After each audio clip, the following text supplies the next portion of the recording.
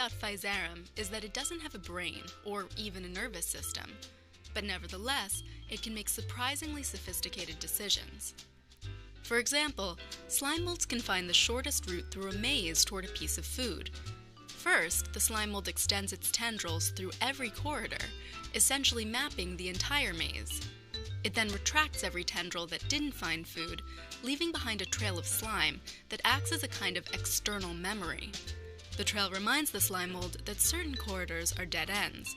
It avoids these areas and grows exclusively along the shortest path from the beginning of the maze to the tasty treat.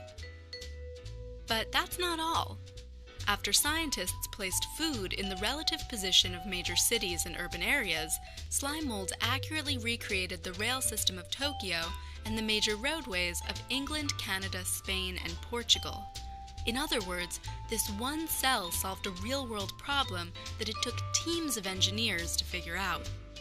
This might not sound like rocket science, but these experiments are just the beginning. Researchers are discovering more examples of Physarum's slimy smarts all the time. And this single-celled organism is proving that complex decision-making doesn't require a big brain. In fact, it doesn't require a brain at all.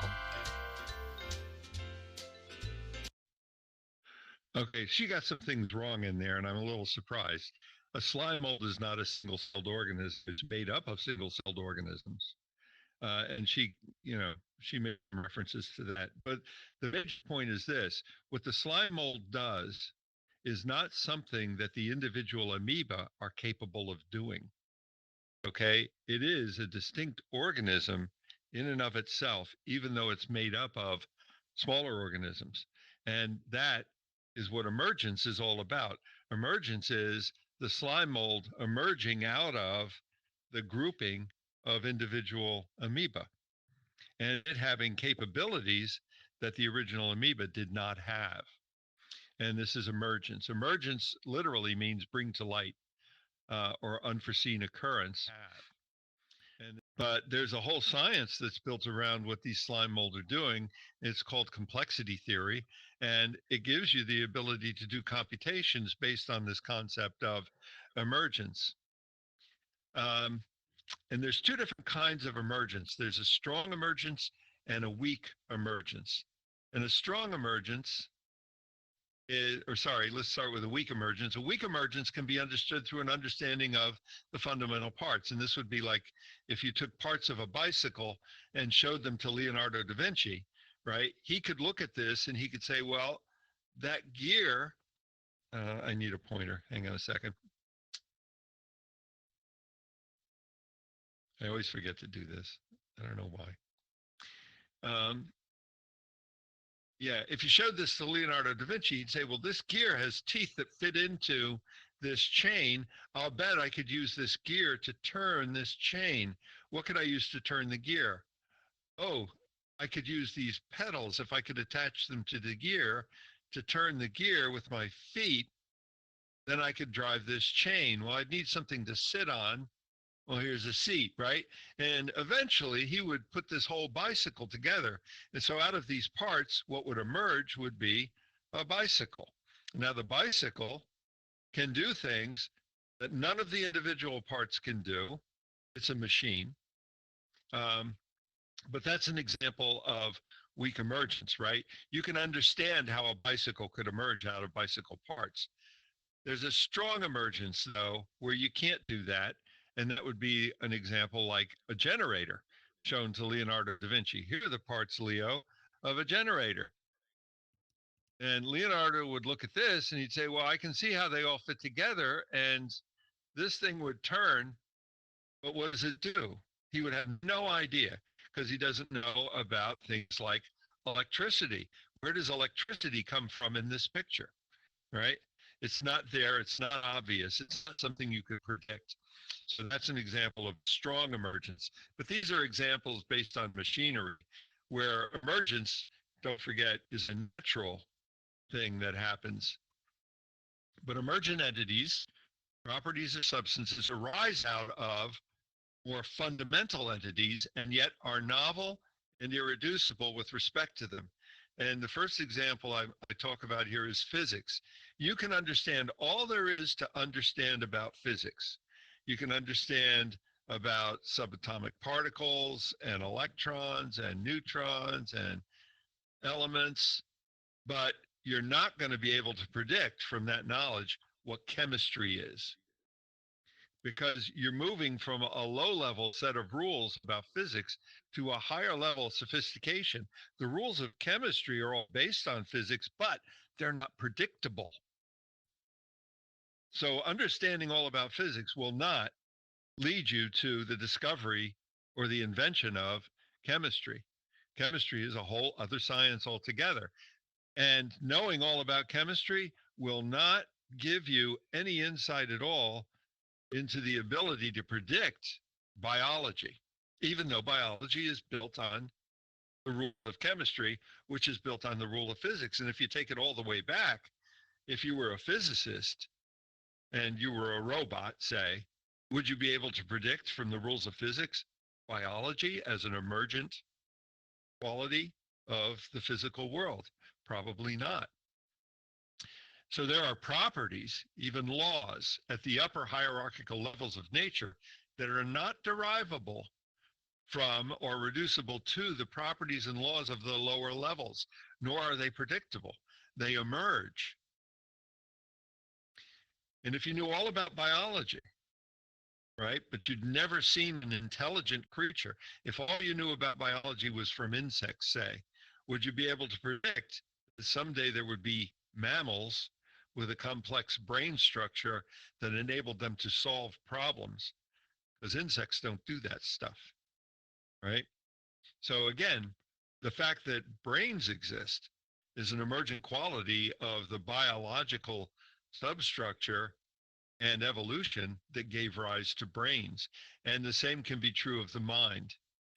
Even knowing that there's such a thing as a brain does not predict the existence of a mind way above that. And look at what we've done here. We've built up emergent quality after emergent quality, starting with the basic laws of physics and arrived at human beings with minds. None of these steps were predictable from knowing all about the step before it. So some examples of emergence I'm going to give you and take you through are things like evolution, some networks, some group intelligence, and cellular automata. Let's look at evolution first. Um, just recently, this is something I just read last week, in fact, science has actually found a complete protein molecule in a meteorite. Imagine that. Well, a protein is one of the basic building blocks of life. So one of the things we assume is that the bombardment period of Earth that happened 4.5 billion years ago to 3.5 billion years ago brought down tons of ice and tons of material from meteorites, which included things like strands of RNA and protein molecules. And that's probably how life got started on Earth. After analyzing samples from the meteorite ACFER 86, a team of researchers from Harvard University and the biotech companies Plex Corporation and Bruker Scientific found that the proton's building blocks differed chemically from terrestrial protein. So however this protein grew, it wasn't like proteins that we know of on Earth. On Earth, we know of, I think it's 206 proteins. No, I'm wrong. That's amino acids. Sorry. Um, anyway, this one was different. Scientists first found amino acids, or at least amino acid-like molecules in space years ago, and other molecules important to biological life have also turned up. But anyway, we start with this chemical soup, and in the chemical soup evolves a string of amino acids that turns out to be something called RNA. And RNA is self-replicating, and when it replicates, sometimes it makes mistakes in its replication, and sometimes those mistakes are beneficial to it in that it makes it replicate faster, or it replicates better, or it replicates longer strands of RNA. And since all the RNA is competing for the same resources, you got winners and losers. And eventually the RNA evolves into a complex structure that we call DNA. So this replication with errors occasionally results in something that's a little different.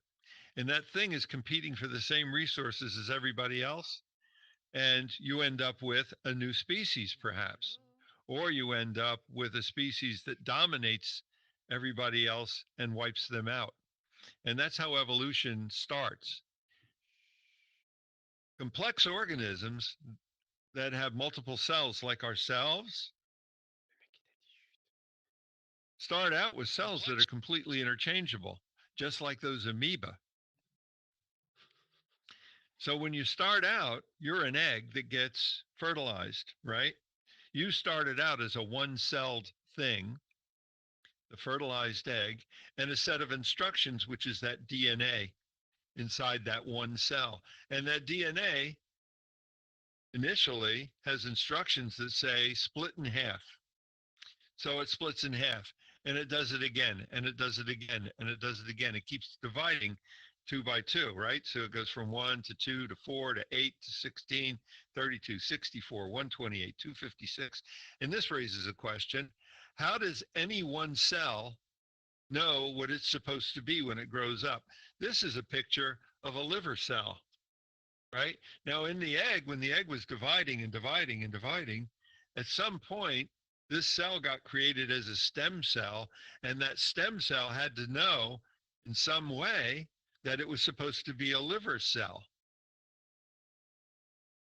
So how did they do that?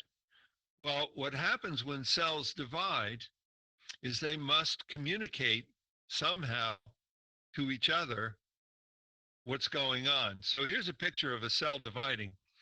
And inside here, there was DNA, and the DNA got replicated, and the cell divides, and the replicated DNA goes one way, and the original DNA, well, that's a strange way of saying it, but when it duplicated itself, right, duplicate A goes in one cell, and duplicate B goes into the other cell, and it totally splits. What do you mean by So, sequence? so what happens is when that split takes place, information also gets moved from one cell to another. So when the first two cells split, one of them says, I'm on the left, and the other one says, I'm on the right. How does it say this? It says it with chemical information that's embedded in the cell itself, which the DNA responds to. So the DNA in the future will react as though it's on the right side of the body or on the left side of the body based on that first split. But then it splits again, and you've got a top and a bottom. And that information has to be communicated too. And this keeps going on. And eventually you've got lots and lots of cells. You've got trillions of cells in your body. And those trillions of cells actually communicate with each other through various mechanisms.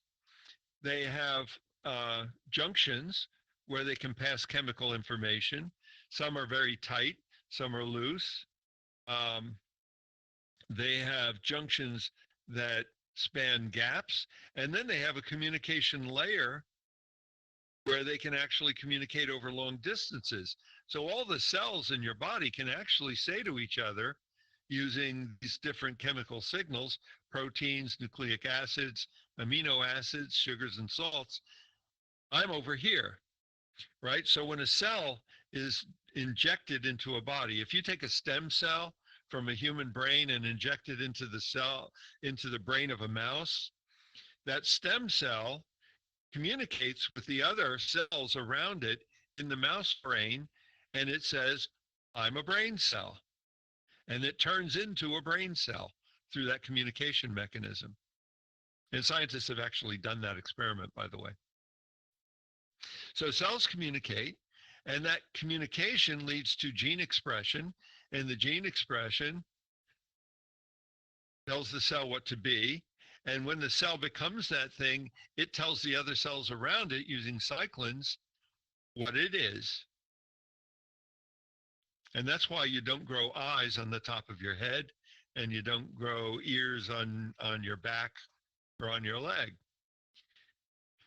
So here's a quote from Matt Ridley. He's a science writer. The great beauty of embryo development, the bit that human beings find so hard to grasp, is that it is totally decentralized. It's a decentralized process. No cell has to wait for instructions from any authority. The cells act on their own based on information that's available to them. So what happens? Starting with a single cell and DNA, a human body emerges as the cells divide. And again, this is something that would not be predictable. So that's an emergent action. So there are rules for all the networks that are involved in emergence, and they vary depending upon what kind of emergence there is. But basically, it's each low-level node is interchangeable at the start. This is true of ant colonies. Every ant is the same, with the exception of the queen, right? Uh, and every ant is totally interchangeable. If you squash an ant, another ant that's just like it, knows the rules, will come along and replace it. And what you get is the emergent quality of an ant colony out of these basic building blocks. But there are rules regarding interaction position in the network. Well, what kind of ant are you? Are you a farmer ant or a soldier ant or a scout, right? And every ant can take over the role of every other ant, and they have to communicate with each other so that they know what their position is and whether their job is being covered or not. Ants actually can communicate. They have 25 signals they can pass to each other through pheromones and through touch. And based on those rules and that decentralized communication mechanism, they reach a functional threshold where it's no longer just one ant or two ants or three ants, it's an ant colony. So the ant colony then emerges once you reach the threshold level. Same thing happens with your brain. This is a picture of a brain. This is a really good picture too, because it shows all the functionality at different parts of the brain. But the thing to note here is if you have a part of the brain like this bit back here, this is the visual cortex back here, right? So that's where all the visual processing takes place in your brain. If you were to take that apart, what you would see is that every neuron in the visual cortex is just like every other neuron in the visual cortex. They're all interchangeable. What does that sound like? It sounds like slime mold and cells in the body and ant colonies. The rules of a neuron's interaction depend on where it is in the brain. So the neurons that make up your visual cortex are a little different than the neurons that make up your frontal cortex. Not a lot different, but they're a little more specialized toward visual processing. And how'd they get that way? Because they communicated with the other brain cells in that part of the brain as they were developing, and they were saying, I'm a visual cortex neuron, not an auditory cortex neuron. So each neuron, it turns out, even though they're all identical, they're connected from anywhere to 1 to 10,000 other neurons, and they communicate with each other using neurotransmitters, and then they form neural networks that go in both directions. Okay, so if you think of a piece of your brain in a vertical sense, there's a top layer that's called the white cells, right? And then below that, or is it the gray cells are on top? I think it's the gray cells on top. And then if you go deeper, you get to the white cells. And there's vertical, massively parallel processing going on in that vertical slice in your brain. Okay? And the information goes from the top inside, and then it percolates back out again. So it goes in both directions. And that feedback loop is called backpropagation. And basically, neural networks in your brain are just pattern matching engines. So when you see a square, you know, you've seen squares before, there's a pattern to a square, and you match that pattern and you say, it's a square. Well, the brain's got an awful lot of neurons, 85 to 100 billion neurons operating in parallel inside your brain all at the same time. And neurons, though, are not brains. A neuron all by itself is a really stupid thing. It's just a little machine. So to have an actual brain, you've got to have a collection of neurons that are linked together in a network following rules that have an emergent quality, which is the brain.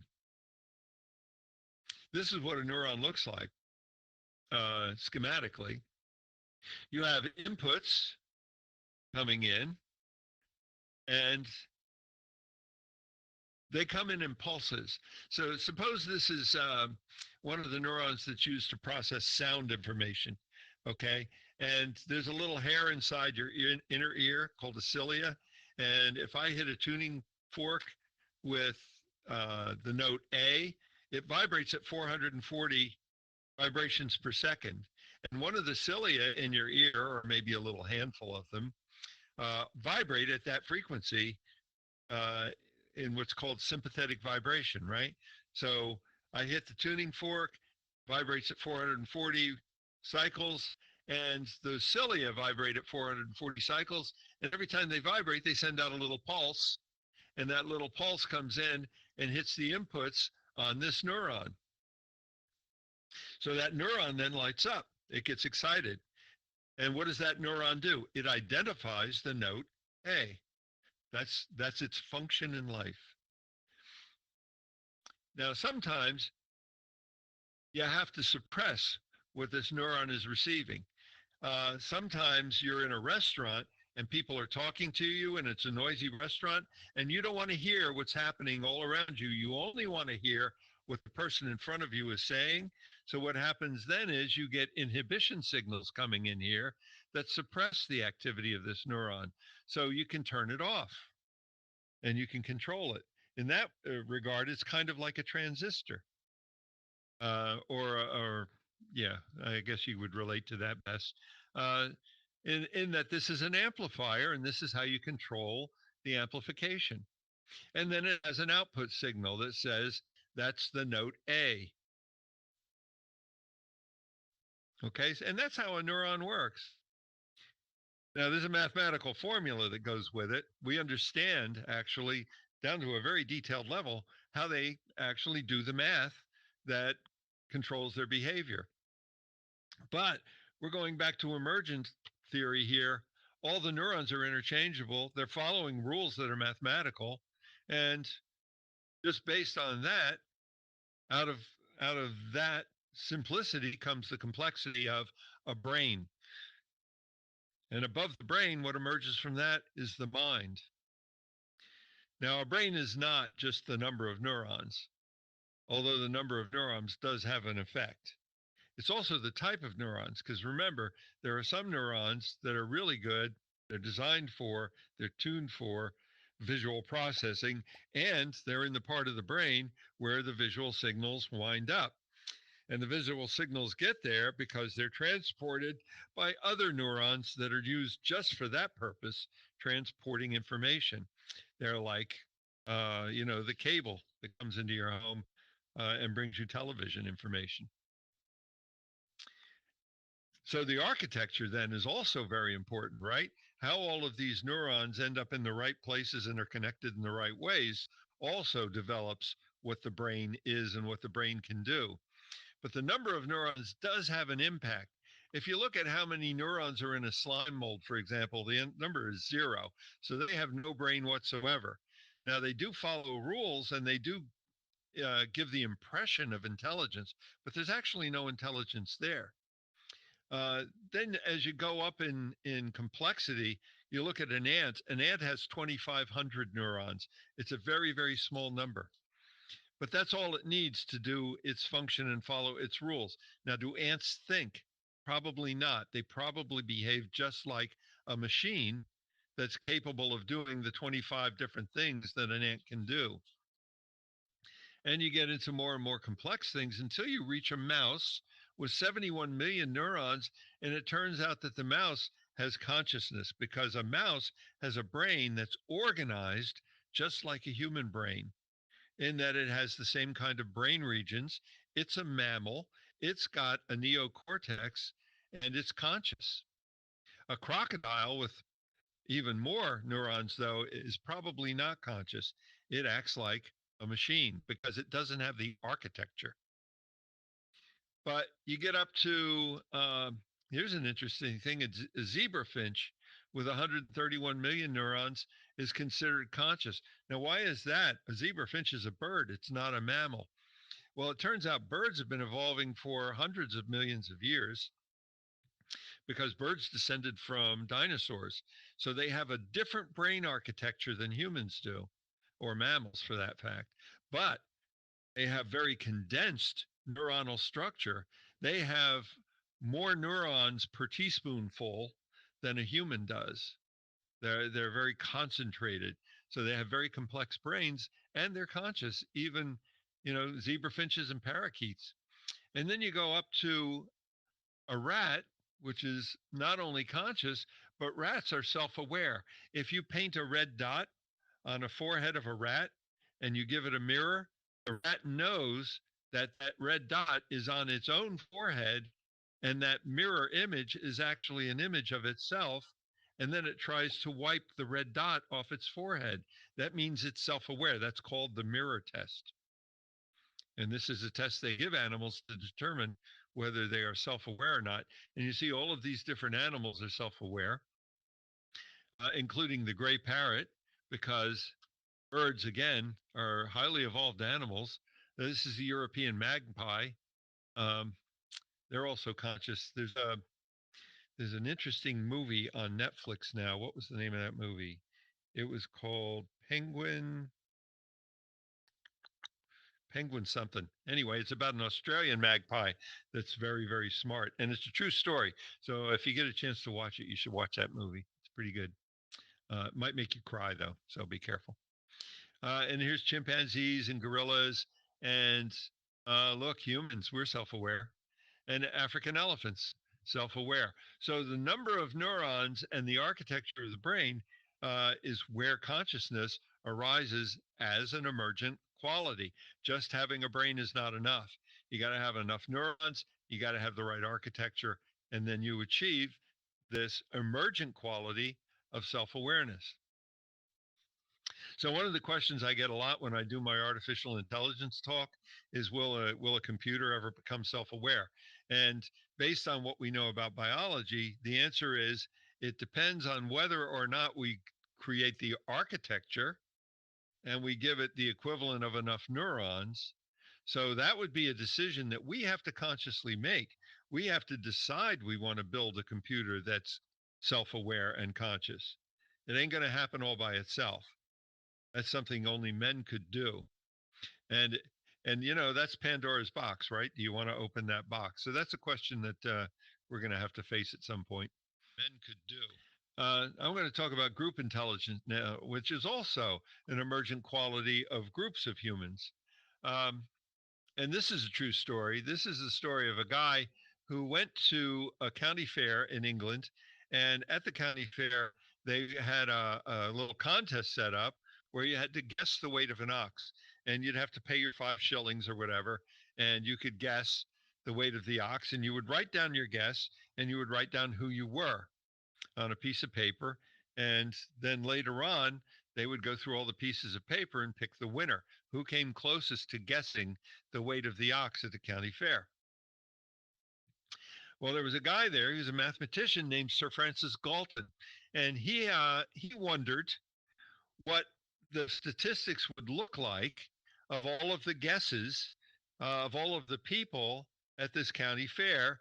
And, he was looking for patterns. He was looking for, gee, I wonder if the butcher's wife was better at this than the baker's wife was, or the butcher himself. Was he allowed to make a guess?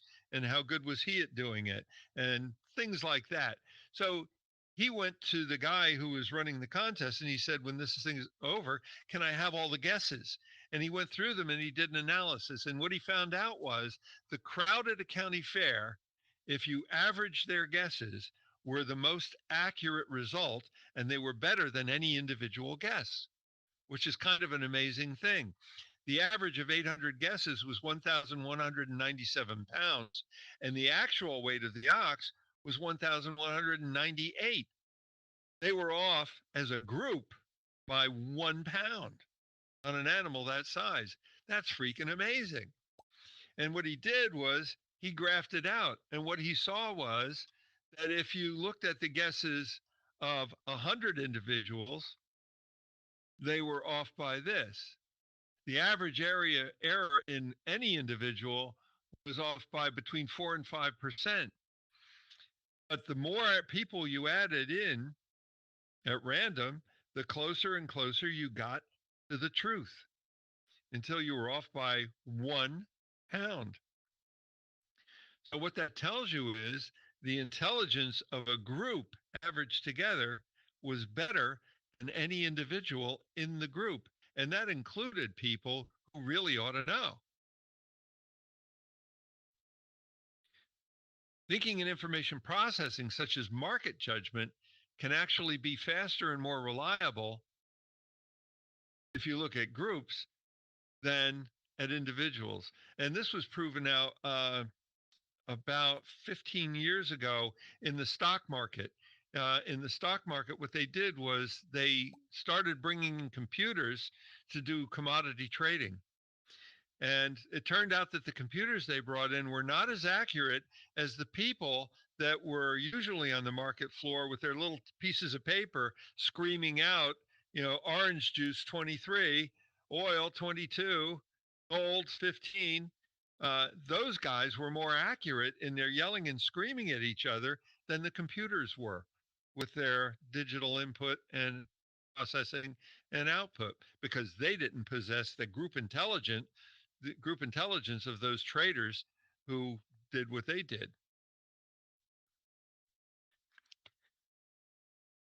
And we see this in all kinds of walks of life. It's not just in situations like that. Like if there's a popular bar, people will walk up to the popular bar because that's where they want to hang out. And they'll look at how many people are in the bar, and they'll look at how crowded it is. Or you go to a restaurant and you say, how long do I have to wait to get a table? And they say, oh, it's 20 minutes. And you say, well, I have got other options. I'm going to leave. Or you say, well, I really like this place. I'm going to stay. And it all works out as though it was planned. The best example of this is driving in New York City. If you ever drove in New York City, uh, it's crazy scary. On my 25th wedding anniversary with my wife, we decided to go. I had planned a trip to Europe for our 25th anniversary, but then I realized that we had never gone to New York City as tourists because we only live an hour and a half away. And when we want to go to New York, we just drive in, do our thing, and drive out, right? But I said, instead of spending all that money on airfare, why don't we go to New York? We'll just drive in, we'll park the car under the hotel and act like we're tourists. So we did that. And that meant we were going to take taxis everywhere. I've never been so frightened in all my life as I was being driven around in a taxi in New York City, because taxi drivers use group intelligence with all the other drivers in New York. And even though they're all going way too fast and ignoring all the rules of the road, they never run into each other. Or if they do, it's very rare. It's freaking amazing because, being a tourist riding around that taxi, I couldn't see how they were doing it, but they were doing it. And this goes on and on. Optimizing pedestrian traffic on the sidewalk, the extent of crowding in restaurants, judgments about reactions of other members of the culture. We do this constantly and all the time, and it's group intelligence that makes all this stuff work. And there are even scientists who study and predict how people in a group will behave as a group. And that's how we predict things like who's going to win an election, who's going to vote for whom. And that's why you get advertisements for products based on your Netflix watching behavior. So, in some cases, groups are remarkably intelligent and even smarter than the smartest people in the group. And what that tells you is you don't necessarily have to find an expert. You have to find a good group of people that you can use their group intelligence to make determinations. So there are three conditions for a group to be intelligent. One is diversity. If everybody in the group thinks the same way, you're not going to have any diversity and they're all going to guess the same thing, right? So that's not going to work. And they have to be independent. So you can't have anybody who is a very strong influencer in the group, because they're going to move everybody in their direction of thinking. And there goes your group intelligence, because now you have influence pushing people around. And it also has to be decentralized. You don't want to have anybody in charge, because if you have somebody in charge, he's going to tell everybody how to think. And that's going to put them in a box and limit what they would normally do. So those are things you need for group intelligence. And the best decisions are a product of and contests. So it's a kind of an evolutionary thinking thing. And one of the things that we've discovered over time is that too much communication can make the group as a whole less intelligent. Now, knowing that, that should tell you something about what social media is doing to the group intelligence of the people that devour social media. They don't tend to think independently. They tend to do herd thinking because they're doing too much communication. They're listening to influencers. They have leaders. They're decentralized, and they get led around by the nose. So then you have to have also some way of aggregating the information, and the information has to be delivered to the right people in the right place at the right time.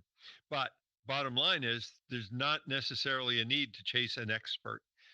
You don't have to go to a specific person and get their expertise. You can depend in a lot of cases on group intelligence. And I have a great example of that later on. This is a picture of Jay Leno with a motorcycle. And the reason I'm showing you this picture is because there's a concept I want to teach you about positive and negative feedback. Positive feedback says, when I get a signal indicating A, I want to increase A. And the reason I'm showing you this motorcycle is because this motorcycle has an engine that was taken from a helicopter. And this engine is based on a jet engine turbine. And the jet engine turbine on this motorcycle actually increases in horsepower the faster it goes. And that's an example of positive feedback. The faster it goes, the more horsepower it's got, which means the faster it can go. So if Jay Leno gets on this motorcycle and he cracks the throttle open, how fast will it go? Well, it turns out somebody actually asked Jay Leno that question. And they said, Jay, how fast can this motorcycle go? And Jay Leno said, I don't want to know, because the faster I go, the faster I can go. And, when he gets up above 130 miles an hour, he's starting to get a little scared. And that's when he eases off. But the point is, that's an example of positive feedback. The more he gives it, the faster it can go. Now imagine if you lived in a house where the warmer it got, the more your furnace cranked itself up. Eventually it just get hotter and hotter and hotter until you fried. So that's positive feedback, and that's a bad thing. What you want, and we have examples of that in society, right? And we call that the bubble. And the bubble happens when, say, housing prices start to go up, and people recognize that housing prices start to go up, and they react in a positive feedback situation by saying, well, I better buy a house now before the price goes up too high. And what happens when they do that? They drive the price up. And the prices of houses get bigger and bigger and bigger until you reach a point where nobody can afford houses anymore, and the housing bubble bursts. And now everybody owns a house that they're paying way too much for, and it isn't worth it. So we see that all the time. But there's also an information bubble that you can put yourself into. And that's what happens when you watch, say, only one source of news, and you get all your news from that one source. You've entered a bubble which only includes information from a single source.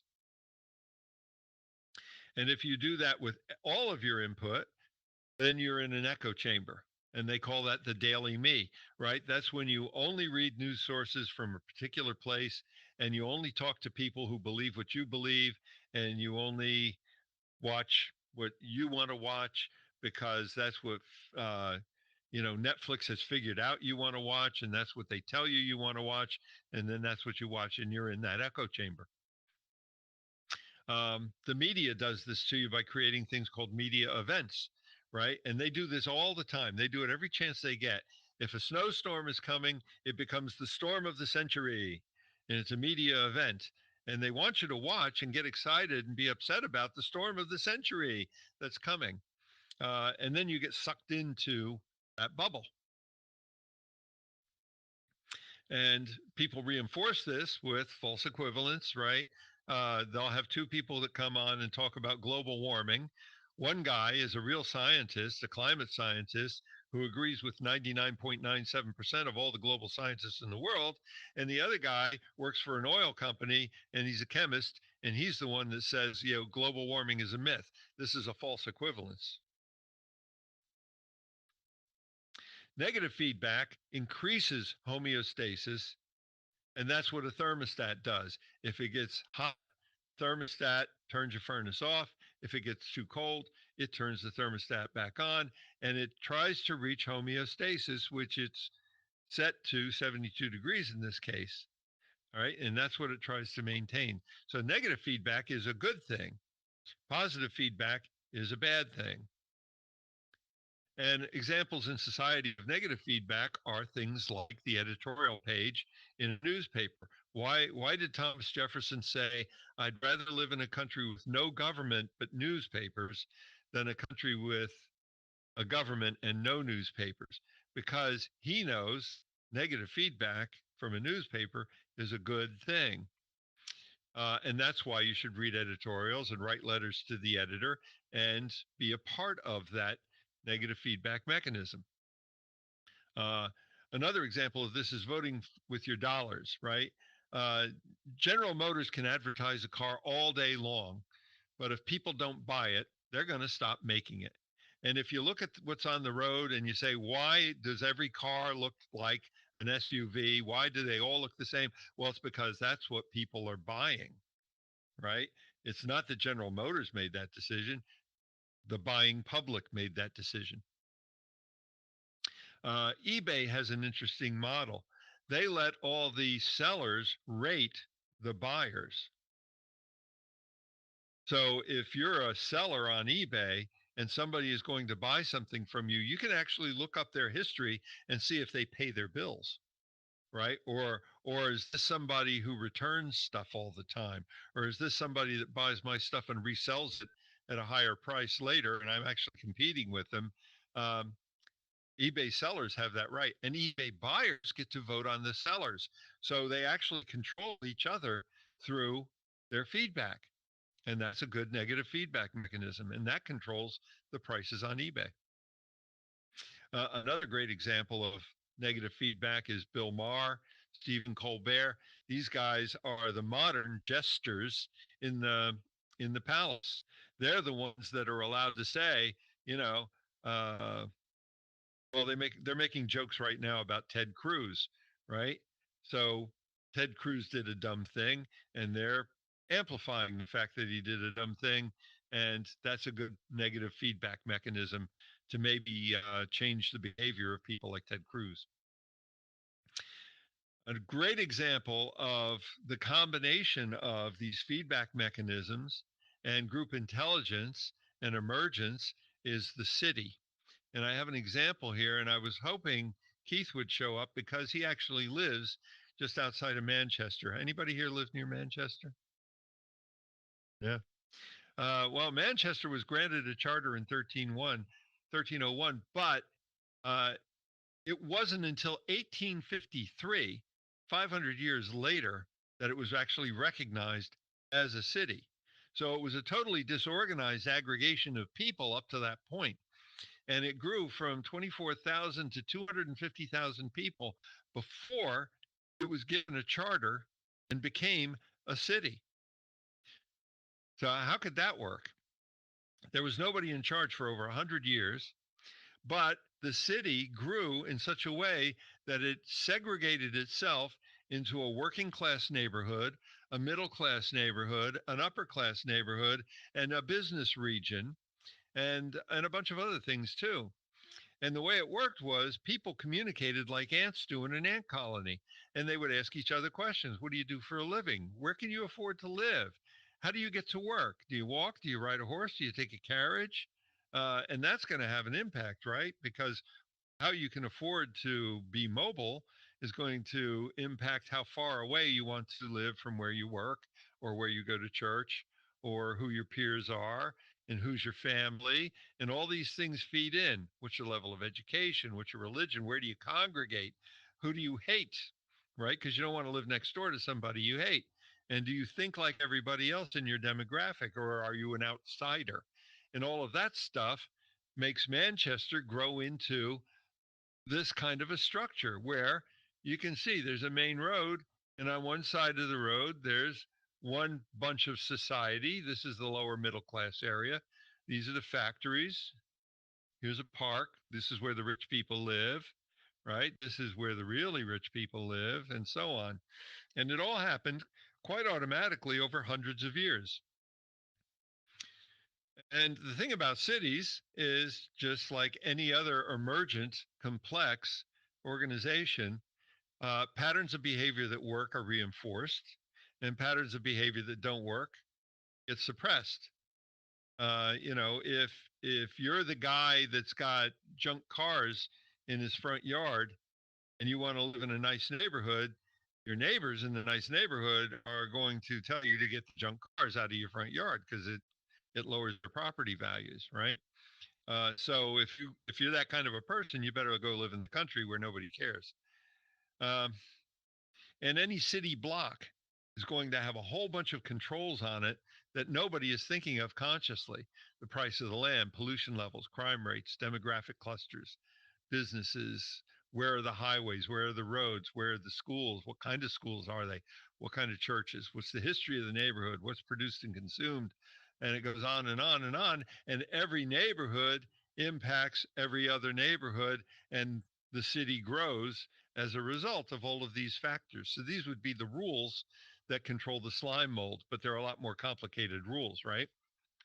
And there's the communication network, and it's based on a lot of things like proximity in the local newspaper and all of that stuff, and small talk, observation, gossip. And then you've got what's called sidewalk culture, which used to be the norm, right? Like if you look at a small town in Italy with a piazza, uh, people would gather in the plaza. That's where they would meet and talk, and that would be sidewalk culture. But if you live in Los Angeles, that's a freeway culture. It's totally different because people don't go to the plaza in Los Angeles. They go to the bars. And which bars do they go to? Well, it depends on the neighborhood the bar's in and what roads go to it and so on. And I live in a suburb, and I'm subjected to what you would call a suburb culture. So my my town grows differently than a town in Los Angeles would, and differently than a town in Italy would, based on that.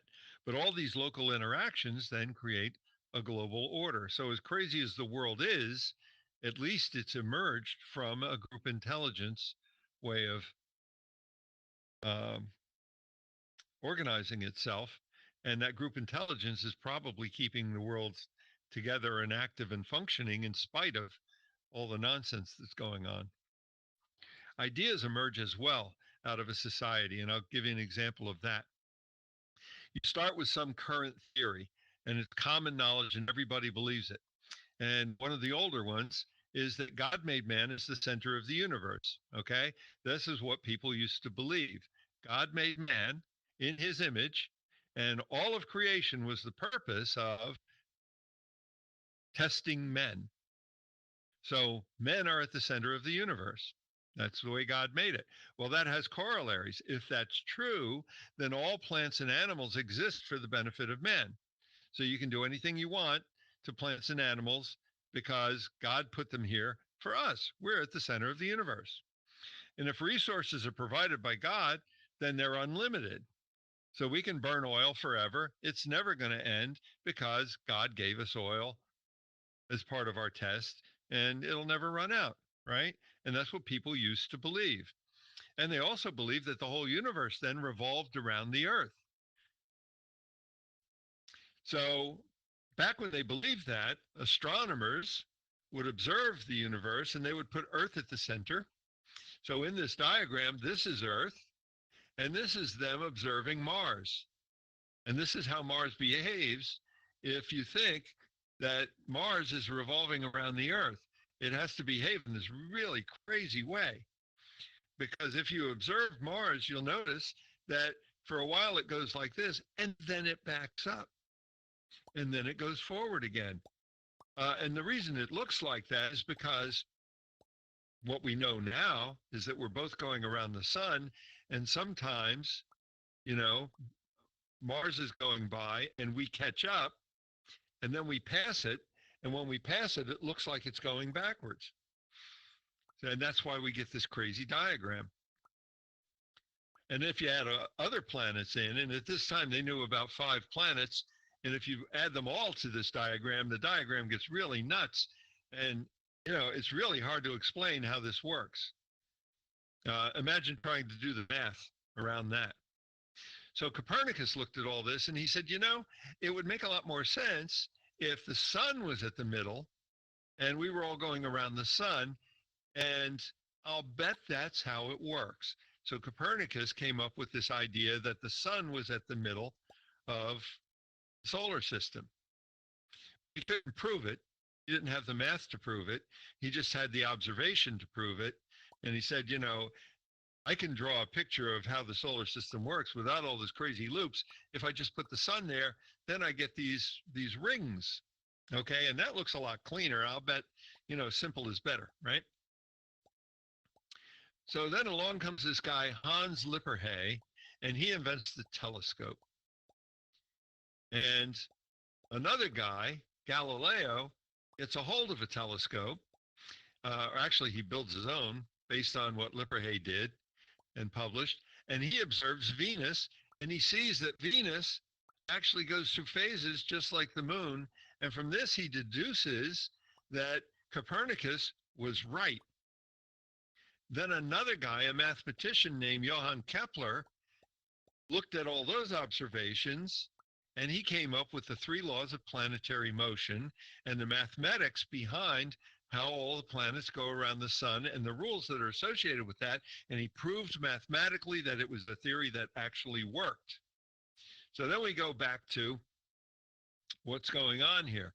Well, people with credibility, scientists, question the status quo, which is the opinions that everybody has that have no real basis in scientific knowledge. But these people with qualified opinions come around and they say, it doesn't really work like that. It really looks like it works this way. And they socialize those ideas amongst all the other scientists, and it trickles down to the average person. And they have evidence, and the evidence trumps common knowledge. And then the balance between the old idea and the new idea changes, where the new idea gains preeminence, and then common knowledge changes. And then we go back to our rules that say, well, all of this stuff is true, but this one isn't true. Now we've proven that's not true anymore. Okay, so that idea changes. And that's how new ideas emerge. Now I'm going to introduce another concept, and this is called cellular automata. And cellular automata is based on mathematics, basically, but it was invented originally by a computer scientist named Cameron. And he just made up some rules that he could run as kind of a game, okay? And he called it the game of life. And what he says is, this is his programming thinking. He says, I'm going to have a state of generation where generation n determines the state of the next generation, n plus 1, and the state of generation n plus 1 determines the state of generation n plus 2, and let me see what happens. And he invents some rules. And the rules, I'm going to show you the rules. Here's one. This is births. He says, if in generation 1, I've got 3 cells next to each other, then any cell that's adjacent to 3 other cells is going to become alive. And there it is, right? So this would be generation 2. So if I've got 3 cells that are alive, then one that's adjacent to all three, that'll become alive. So that's the rule of birth. And then he's got a rule. This is death by isolation. If I've got a cell that's alive, but it's surrounded by dead cells, it's going to die. So that's his rule for death by isolation. This is death by overcrowding. If I've got any cell that's got four neighbors next to it, it's going to die of starvation because the four neighbors are going to eat all the food. So that's death by starvation. And he just has rule after rule. This one is survival. And based on those rules, then he created this game of life.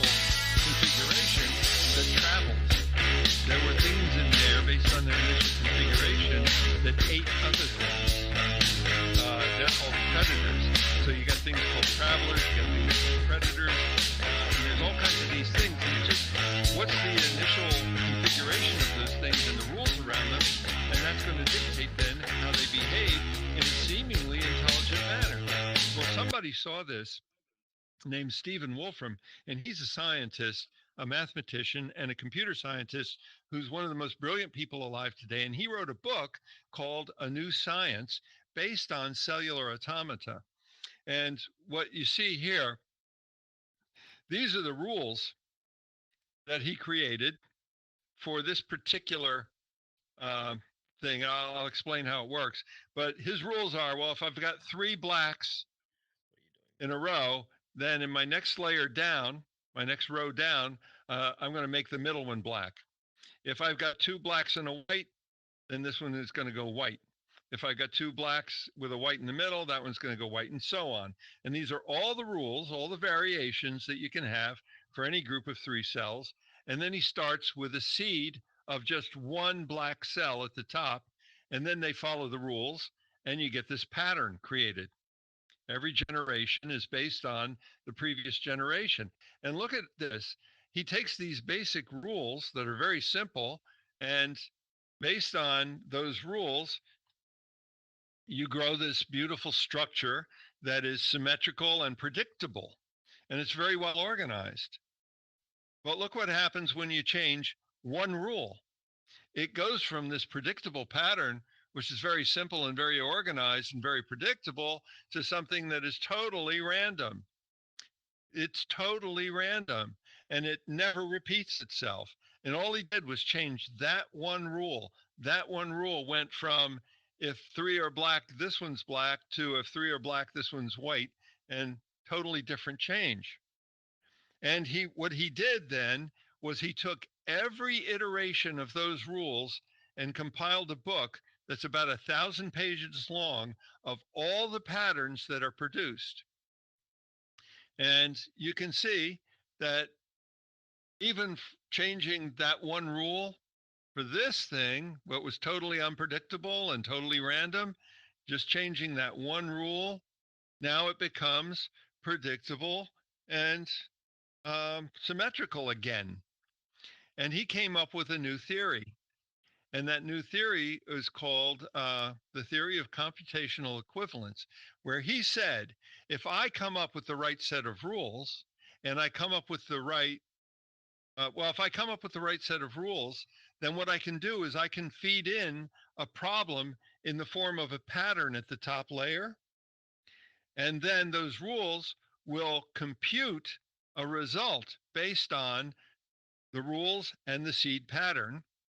And I can compute anything based on coming up with the right set of rules and the right seed pattern. And one of his students actually proved it. And they created a computer based on a set of rules and a seed pattern that can solve any problem that any known computer can solve. Computational equivalence. Now, it may not solve it as fast, but it can do it. Okay, now why did I bring this up? Because, and here's the kicker for me, and the kicker for me is based on quantum mechanics. So now we're going to talk about quantum mechanics, and you'll understand why when I get to the end. This is the standard model that we have today, and it's based on certain things. Quarks, you've heard of quarks, right? There's 6 kinds of quarks. There's an up, charm, top, down, what was that one? Strange, and bottom. Those are the 6 quarks. Those names, by the way, don't mean anything. They're just names. And then there are leptons, and leptons are energy particles. So an electron is a lepton. That's an electron. And then there are gauge bosons, and they serve their function. And then there are a couple of things that we've just made up. They're hypothetical. Well, this one's been discovered. This is the Higgs boson, right? That was theoretical for a long time, but with the Large Hadron Collider, we found that. That's the thing that gives everything mass. And there's the graviton, and the graviton has never been discovered, and that's just theoretical right now. But everything that works in the universe, as we understand it, is based on this model. This is the way the universe is constructed to the best of our knowledge. And you've heard of the Heisenberg principle, maybe. The Heisenberg principle is the principle of indeterminism. And that says that at the subatomic level, at the level of our understanding of physics, at the very lowest level, you can know where a particle is, but you can't know how fast it's moving, or you can know how fast it's moving, but you can't know where it is. It's one or the other. If you find out where it is, then you no longer can tell how fast it was going. This is the equation for that. And basically it says delta velocity, delta position is always greater than or equal to Planck's constant divided by m. And Planck's constant relates to the energy in one quantum, a photon, of electromagnetic radiation to the frequency of that radiation is a really, really tiny number. Okay, but at the subatomic level, that little tiny number actually has a big impact, and it determines or makes it indeterminable both things about a particle. Okay, and this relates to the whole Schrodinger's cat thing, and so on. What happens though in the real world is as things get bigger and bigger and bigger, that level of indeterminism gets smaller and smaller and smaller until things work. And they work in the world the way we know it. So, you're not going to randomly just disappear because your quanta decided that was going to happen because of indeterminism, because indeterminism at our level, at the macro level, is tiny. Okay, and what happens is deterministic laws that we're used to living with, they emerge from non-determinism as we go up in scale. And that's an interesting thing. It's another emergent quality. Determinism is an emergent property. It's not what you would think. It's not a solid law. It's something that just emerged out of what goes on at that crazy quantum level. Now, digital physics is based on the premise that the universe emerged from the smallest units of reality. Digital physics is a relatively new study, but that's the premise that the universe as we know it emerged from the smallest units of reality. So you want to know what the smallest units of reality are, and then you want to come up with the rules about how they interact, and then you'll get the emergent quality of the universe coming into existence. If you understand like cellular automata and the idea of computational equivalence that we just talked about, if we know the rules of the smallest quantities of reality, then we can predict, or at least we can understand the emergence of reality from all of that. Okay, but you got to understand the rules and how they interact. Well, we do know some of them. We know that two up quarks and one down quark makes a proton. And we know that one up quark and two down quarks makes a neutron. So we got a couple of rules, but the rules are very strange because, again, we're dealing with subatomic particles. The mass of three quarks, it turns out, is only 1% of the mass of a proton. So if you've got two up quarks and one down quark and it makes a proton, why is the mass only 1% of what it should be? Well, this is why. Because quarks are bound together by the strong nuclear force, and the strong nuclear force is made up of leptons, gluons. Right. The strong nuclear force is made of gluons, and gluons, the way they work is they pass particles back and forth between other particles to tell the particles to move towards each other. Right. So the strong nuclear force is gluons telling two protons to move toward each other. But gluons, because of Heisenberg's uncertainty principle and indeterminism, actually pop in and out of existence. They don't always exist. They exist and then they don't, and then they do, and then they don't. Quark-antiquark pairs can pop up, transform a proton into something different, and then disappear.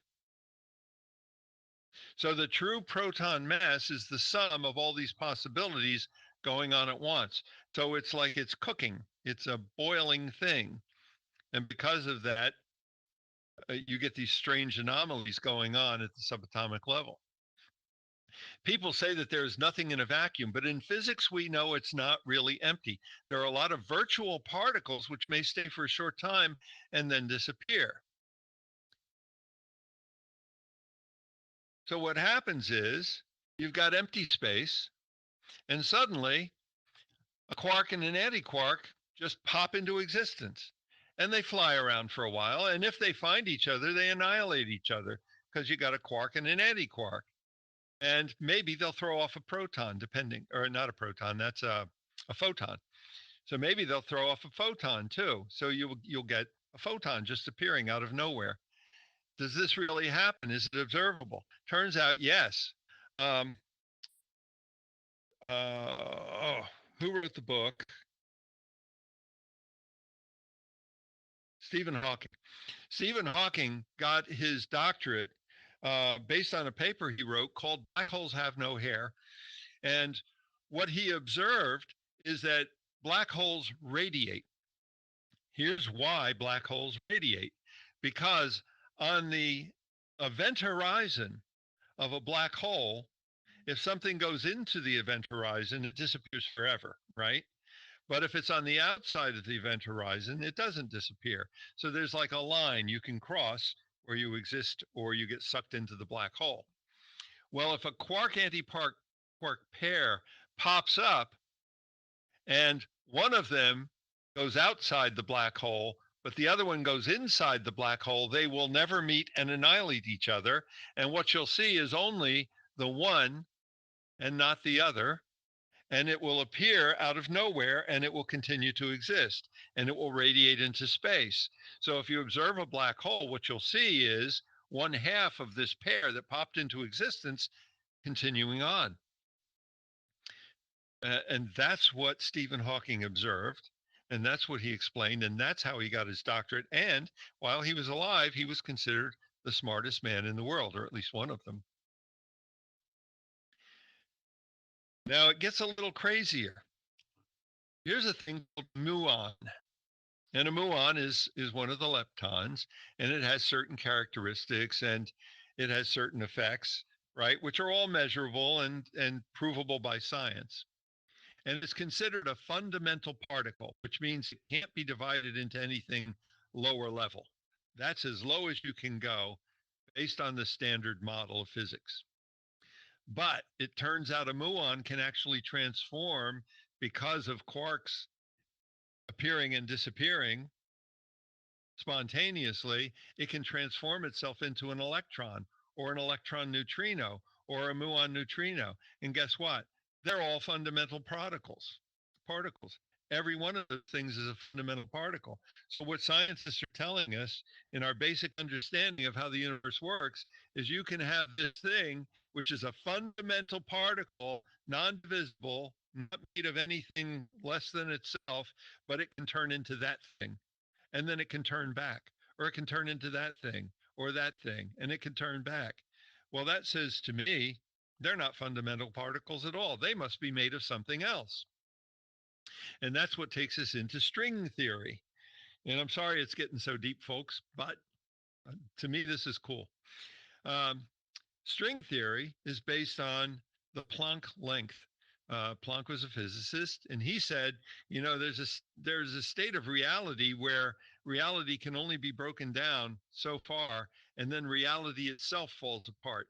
And what size is that? Well, he figured it out, and it's based on um, how far a photon can travel, um, based on the size of the photon and the nature of reality. And he says, okay, that is the smallest possible structure that has any meaning in reality. That's the scale at which classical ideas about gravity and space time cease to be valid and quantum effects dominate. And this is the quantum of length. It's the smallest measurement of any length with any meaning. It's 1.6 times 10 to the minus 35 meters, and it's the size of a string in string theory. That's why string theory even exists, because what they're saying is there is a vibration of energy that can exist in a cell the size of the Planck length. And that string is what makes up reality based on the frequency of its vibration, maybe, or the direction in which it vibrates, maybe, or a combination of those things. Okay. And if you put those two things together, maybe there's a set of rules that says, well, if I've got three strings vibrating in these directions at these frequencies, guess what? It's going to create a quark anti-quark pair. And that quark anti-quark pair maybe is going to create, a couple of up quarks and a down quark. And what do you know? Suddenly we got a proton springing out of nowhere. And that set of rules, if we understood what they were, might even predict and imply the necessity, the inevitability of the creation of the universe.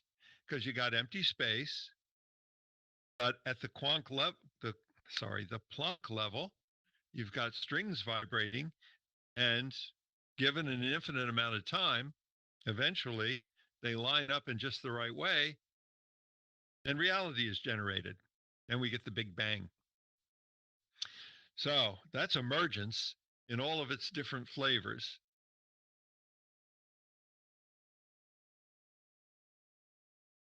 Anybody have any questions or thoughts about this? What do you think of that idea of of string theory and cellular automata being the generator of reality? What do you I was think, just wondering Chartok? if this string theory is that where alternate realities come into place, or No, that's a different idea.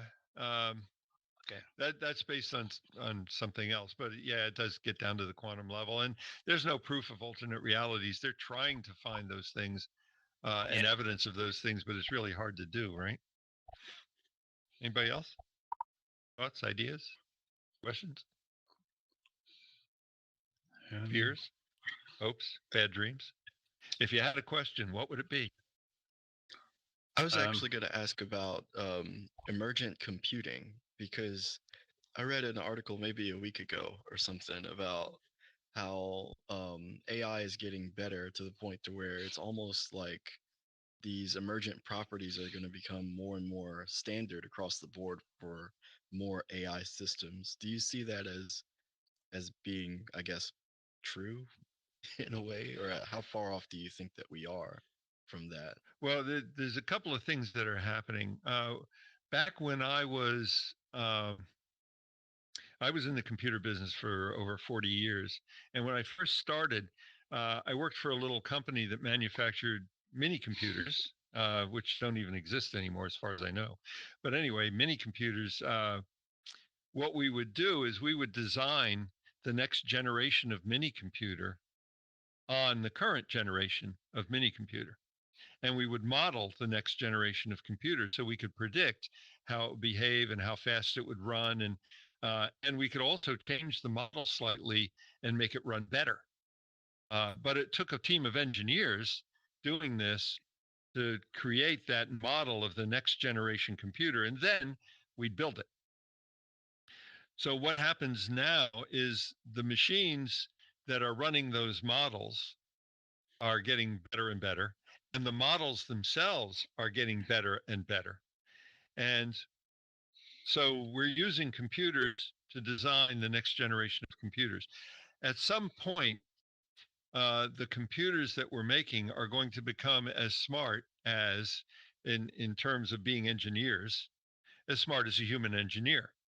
And when that happens, the human engineers can stand back and just watch this computer design the next generation of computers based on feeds coming in of new technologies, right? And we'll say, well, given these new technologies, design the next generation of computer, and it does it. And that next generation computer is going to be a lot smarter than the one that designed it, right? And then we're going to tell it, design the next one. And the design cycle, when I was in the business, was about 2 years to go from this generation to the next one.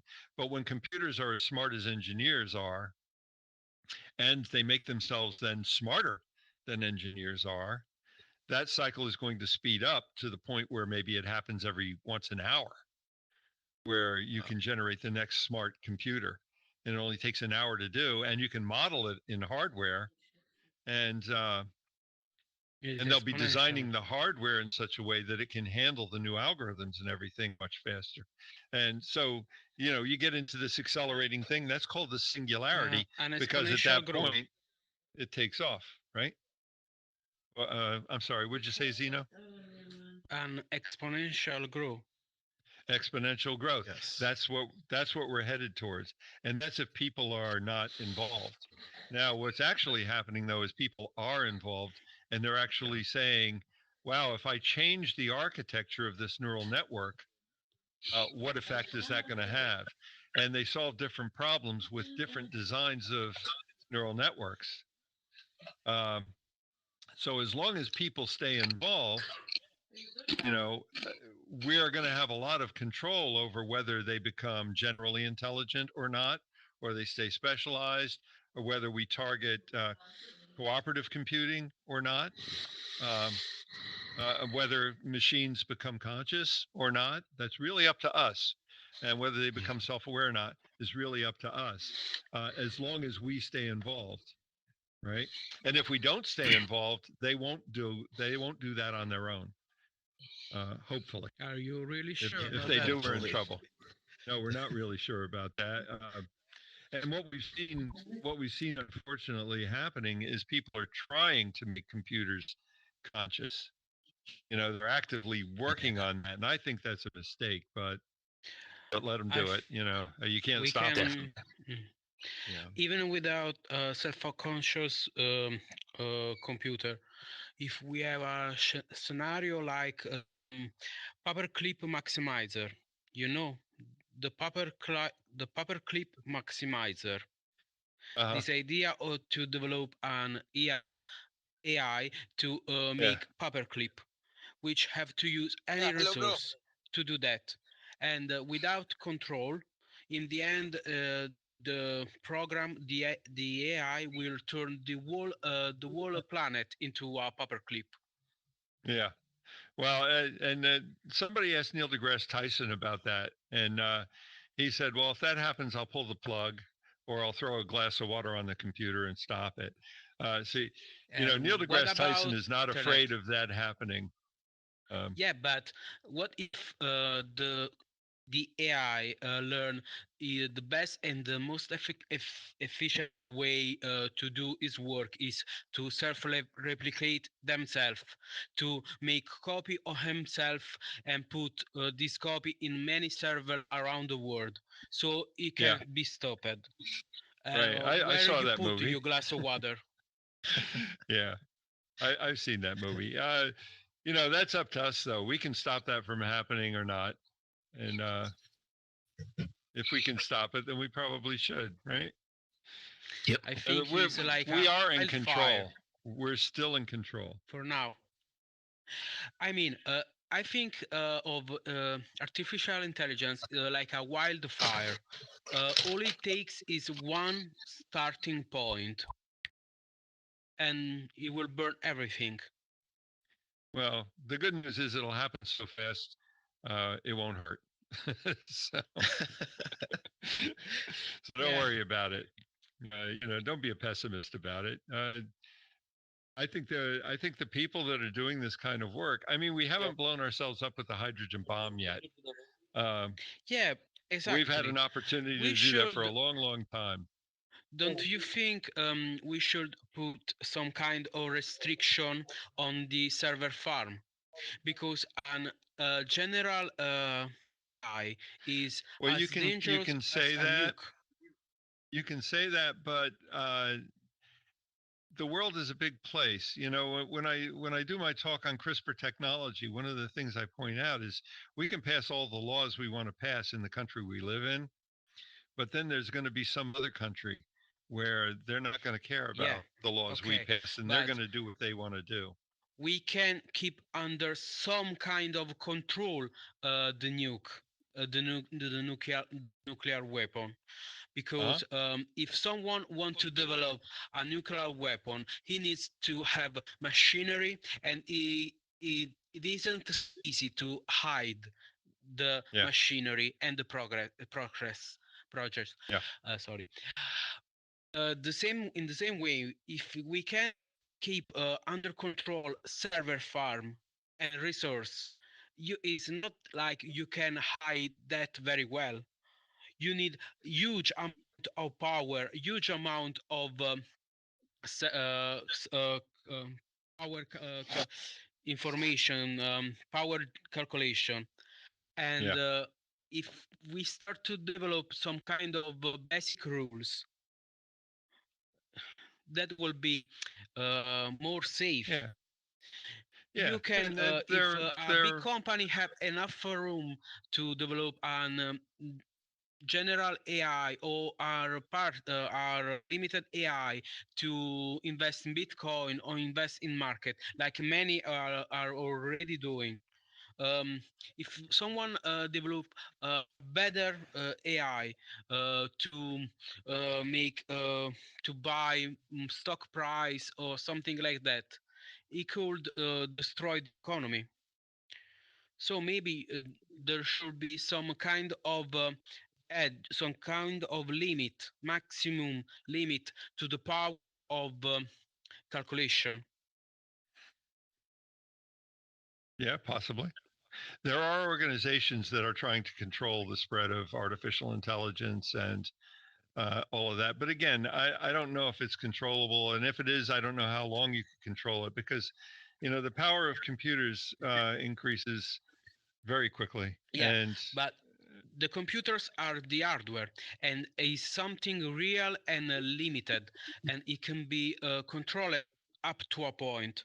And if we make some kind of restricting rules, you can have a 1000 terabyte of data or so on.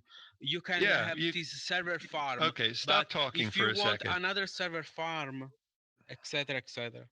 Yeah, but the reality is that computer hardware keeps getting better and better, and they're making breakthroughs all the time. Somebody just made a Yeah, breakthrough using graphene to create layered graphene computers that are 10 times the speed of silicon based computers. So having a supercomputer in your home the size of a laptop is eventually going to happen. And it may be based on quantum computing, who knows? But Yeah, eventually sure. that's going to happen.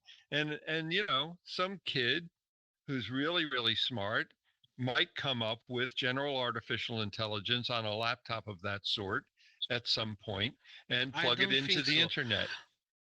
I think it, I think to develop Yeah, well, something as people used to complex think we as couldn't an fly. AI, yeah, but as to develop something as complex as an AI, you need much resource. You need much power of calculation. I don't know the word. You need MIPS. to have yeah. You need many resources. You far, even if for Actually, example, what you're saying is not really true. I can download to my laptop artificial intelligence software today that I can run all by myself, and I can use it to train my laptop computer to recognize images in a data file. Right? I yeah, can but do that today that with one the is with the dumb hardware I've got today and the dumb AI that I have today. I can do that right now.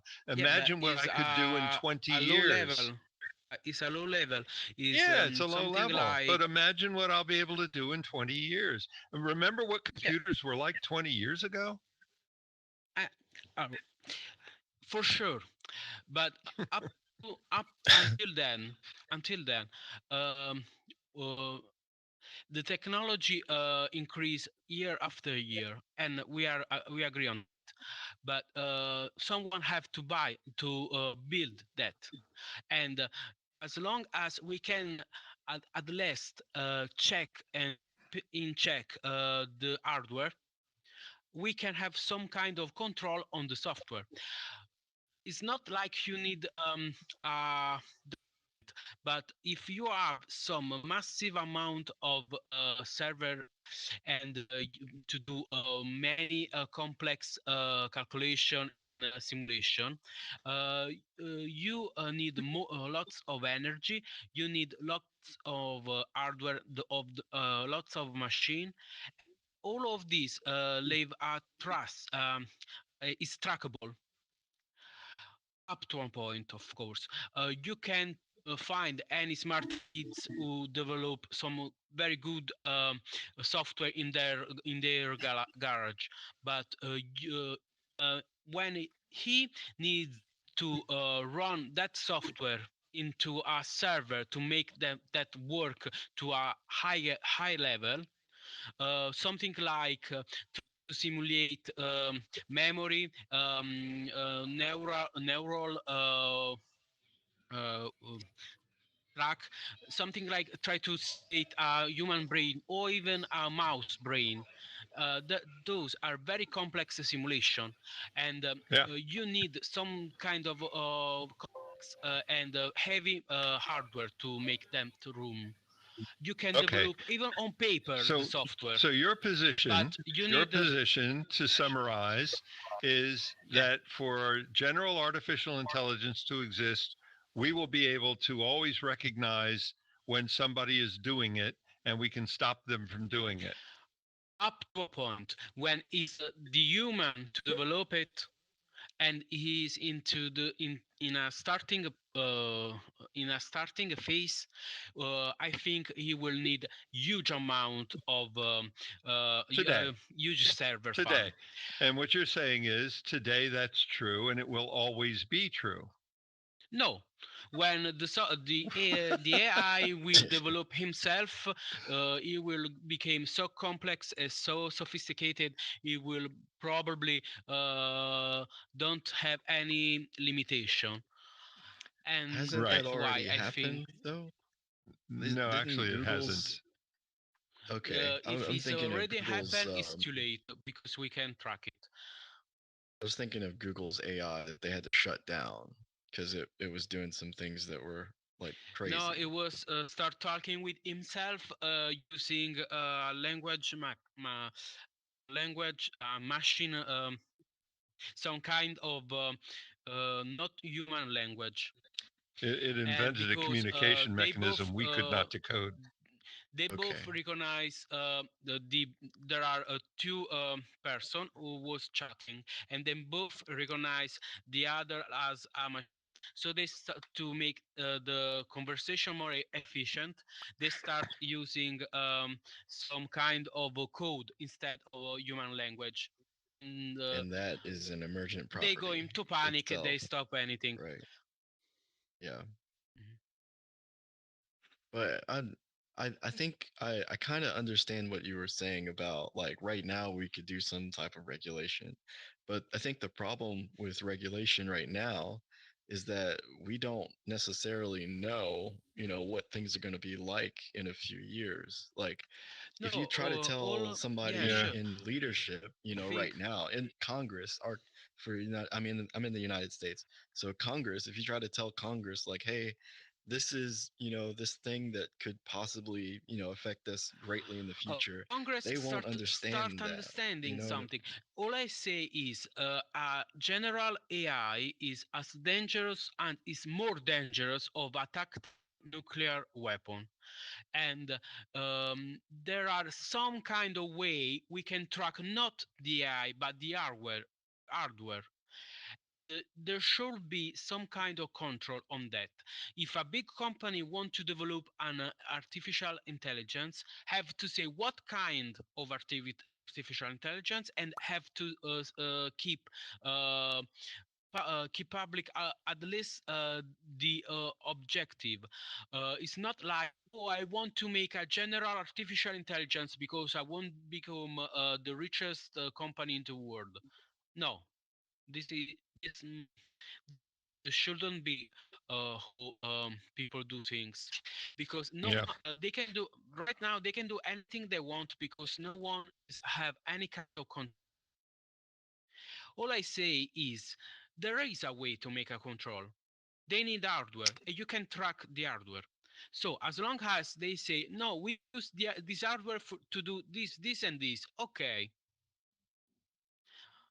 I feel like At anybody least could purchase this hardware yeah. though, and Oria, did you anybody have could If something you purchase wanted it, to say? if I have Well, a I guess I society, just if I had have this a thought, company and I'm which just make joining this conversation a little bit into refined it, obviously. But uranus, what about Mhm. maybe we would do well to kind refined of, I don't know, radioactive prepare or uranus, think in terms I of have, I need if to it have doesn't document go the and way to that we think it should. exactly what I'm doing. Like, so if yeah. AI happens, if AI, when I AI think comes it could be the together, same way. maybe it won't be I I something don't that know. we can put a lot of should terms around and kind of constrain into like this space of like, here's the only way it works, or here's the best way it works. Or maybe Mhm. it'll develop in a couple of directions and we need to kind of be prepared to work with all of that. And I think that's hard to do, by the way, because we won't know what it becomes until it becomes, um, Yeah. but I kind of feel like maybe that's part of it. Just that, I mean, I think what we would love to see is if you think about the concept of self actualization, I think we'd like to see machines that self actualize, but also highly value humanity, so that we have machines that act in our best interest and maybe even And better than what our are best interest our for best us, right? interest? Well, if I'm And what looking at it are in they? terms of, I hear what you're saying there, and that's a hard question, right? So I think that part of that would be, like, I think one way of looking at what is our best interest would be how many people are given the ability to just live their lives freely. Like, does it give us freedom? Does it give us security? Does it, and not in Yeah, terms but of defensive define security, but in freedom. terms of how? So, okay, so Oh, freedom would jeez. be if I'm a kid and I have an interest, okay, there's a couple ways that you can go about helping me with my interest. One is that you can very strictly carve it and say, this is how your interest can exist inside of our society. Right here, you can do this thing, so we're going to constrain it. Another way would be to say, okay, we're going to let you explore that interest, and here's how math works with your interest, and here's how language works. And so here's how all of this education can work to build up and grow your interests. So now you are able to go out and live your human life based on your passions and your interests, and off you go, little kid. Yeah. And that How happens for about some, but not if all. they? But when it comes to Yeah. hold on. See, no, let her talk. Sorry. When it Sorry, comes sorry. to AI and a self-actualized machine and how it might promote humanity, like, not that it has to save every human, but just that it's not actually going to diminish our humanity, which I think is the big fear about AI, and also the big promise that it can both actualize our humanity, like all the things that we can't quite do because we're humans, we can't quite reach that spot, but it could also take away from it, right? So I think that's kind of the big goal that everyone wants to see happen, is that maybe whatever our concept of that is, and that's very, very much a matter of kind of cultural setting and circumstance, but that we're looking at how does this machine actually grow our humanity and help us from here, and also maybe become something entirely new. Like I think about this a lot as I strap computers to my face and experience the world through a bunch of data and light and so on, like, so what, and also because I think one of the most interesting things about VR is being able to come into a social VR setting and bring empathy and compassion and meditation and all kinds of contemplation and conversations about how do we have a more peaceful world, a peaceful existence, and I find a lot of people in alt space, at least, like to have those conversations too. And I think, to me, that is maybe in a way, one way that I can contribute those kinds of ideas to some kind of machine learning or artificial intelligence. Like, this is what it looks like when I act with compassion in VR inside of this whole picture of machine learning. This is a compassionate result, Yes. right? And so that's like one very direct way that I can think of to try and influence how machine learning or how artificial intelligence develops. Just literally go and do compassionate actions so that the machine has a pathway to compassionate outcomes, right? But there's all this, like, I am the human still doing this, not some actualized human still doing this. I'm not necessarily Avalokiteshvara enlightened and doing this. I'm just me. I'm going to make mistakes is kind of my point.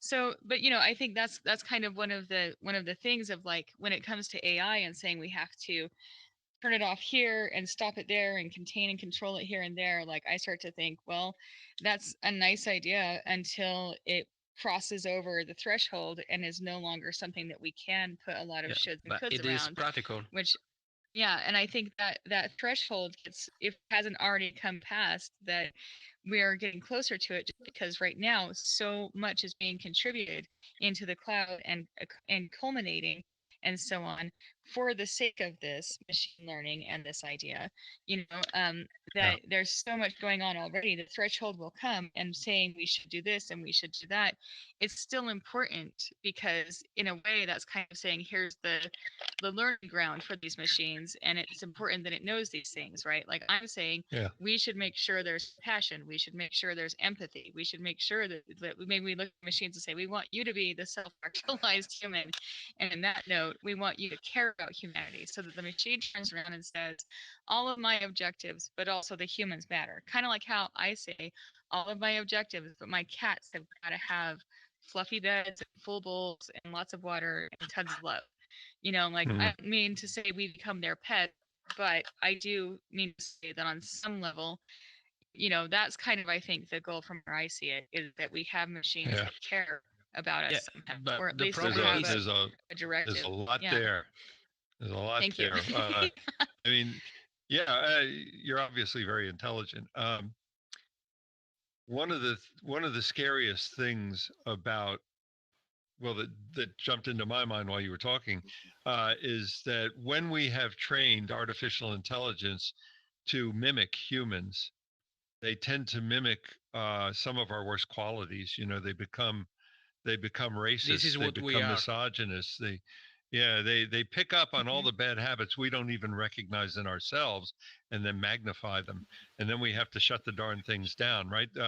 What was the company that had that chat bot that was a racist? Does anybody Yeah, remember? Yeah, it like opened up and it was Microsoft. trained by what people told it, and immediately, like within Yeah. seconds, it became one of the Yeah, most Microsoft terrible. was Yeah. a chat AI. Yeah. It Mhm. became And like super Hitler in less than a week. and the facial recognition programs, all the facial recognition software that has been put out Inherent in the bias. world has inherent racial bias built into it because of the data it was trained on, which came from racially biased humans. Which happened, Uh, because that yeah, data comes from like what are we selecting for? Like that, it just yeah, comes right down to what are we selecting for, and yeah. that gets complicated because so much has been developed that You it suddenly becomes got like, very well, it's tall. oh sorry, it's like No, well no, my it's cat okay. moved and so I moved. It's just there we go. So yeah, but with But that how can selection criteria, we have to either grow on top of it, so take what's already been developed because it's giving us the result of an intelligent, like some kind of artificial intelligence, but then we look at it and say whether on purpose or just by the result of where we're at when it happens, there's all this bias there and we Yeah. recognize that now. Okay, So do can we I say build a thing? over that to like kind of correct the bias, or do we try and start from scratch again and Can build I it from the say ground just a up? Like, do we thing? take it all down?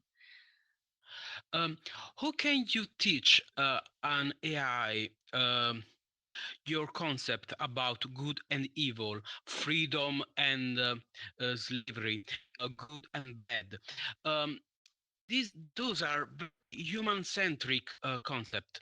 You are trying to teach to a potentially limitless being a limit view of things, a limit human view of things, a limited concept, human concept, which are most of the time born from our emotion, and which are chemical a chemical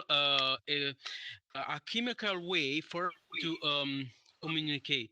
We have this chemical process inside us which make us feel emotion, and we have developed a language to share and uh, this why the way we feel with each other, and we have this limited way to see the world, and we have developed a language to communicate. I know my Yeah. English is awful. I'm sorry, it's my language. Hold on a second. What Good, I'm you're trying doing to say okay. Dino. is, Okay, how can stop for you a second. teach? Prakash, did you want to say something? yeah. Well, who teaches the mission to whether it is a good thing, whether it is a bad thing to do? Well, if you're trying something,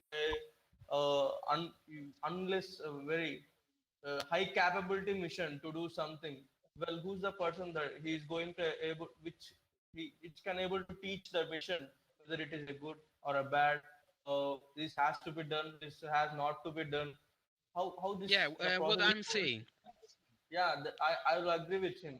Well, training a machine learning and artificial intelligence mission is might be forward in future, but the way the humans think is more different than the way the humans are operate, right? Well, to that Yeah, note, where we think and operate differently, like I think one thing that comes to mind for me about inherent bias is that part of the problem is, so let's say that I was raised in a household where things just didn't go, in a very actualized way. Let's say I was raised in a household where things were really racist and I was taught to kind of be afraid of people based on how they look and to be Yeah, yeah, discriminatory, right? Now let's say that I get to be like in middle school or something and I start to rebel a little bit and I say like, well, yeah, I'm not going to have any of that. I'm going to be friends with who I'm going to be friends with. I'm going to have this kind of life. I'm going to be more accepting. I'm going to yeah. practice meditation, right? You And from change that day your forward, that's what I perspective. do. But at the same time, there's this whole basis of my childhood that I'm suppressing the whole time, right? And I'm actively working in my daily life to say, like, I'm not that. I'm not that. But when I go back to Facebook and I talk to my parents and my uncles, this isn't my real life, by the way, my real parents. It's just an example. But when I go back to these places and I start to talk with them, all of that bias is still very apparent in my immediate family. And so all of that kind of racism is still something that is quite possibly still acting in my actions because of inherent bias, because it's subconscious, because it's something that I was raised with, because it's something that is still pervasive in my culture, right? So now let's say that I become very well educated and I'm a programmer and I'm working on an AI project or something like that, right? That bias may still be in there, and also if we start then selecting, like, let's say we build the AI based on my town's whole record of every criminal in the past like 20 years, or even every person who's just been booked. Maybe you're not even a convicted criminal, we're just looking at who's ever been brought in and had a picture snapped, like someone who's been picked up. And this gets into, so there's still bias because we know that when we start looking at traffic stops and who gets picked up and who gets pulled in, there's bias. And so all of that data is going to have that bias. And I guess my point is sort And of like you are the whole the same problem race, needs to be the same addressed species. like humanity has to address it before we can create something that won't express it. Right? Okay. You are in the same Folks, species. I got to stop you for a Try second. to I have to Okay, stop you sorry. for a second because my time is about up. I have to leave. And I just want to say thank you for coming. This is the Humanist channel. You can join my channel by clicking right there where it says click here to subscribe. If you do, when I post a new event, you'll get notification of it. Also, you can look in there. You can join my Discord by clicking on a button. You can see what I have scheduled as presentations coming up in the future. And you can see all the presentations I've ever done. And if you want me to repeat one, I will be glad to come back and do that. I just finished a series on the role of sex in human evolution, which a lot of people found really interesting. Today, what I'm doing is talk on emergence. I'll be back in 4 hours to repeat that. And I'm also doing it tonight at 8 o'clock p.m. East Coast time, if that's a better time that works for you guys. So again, thanks for coming, and I hope to see you all again. And I'm out of here. So take care. Thanks, Ron. You can stay if you want, by the way. This place will continue to exist as long as you're here. Okay, Ron, Okay. that's fine. Okay.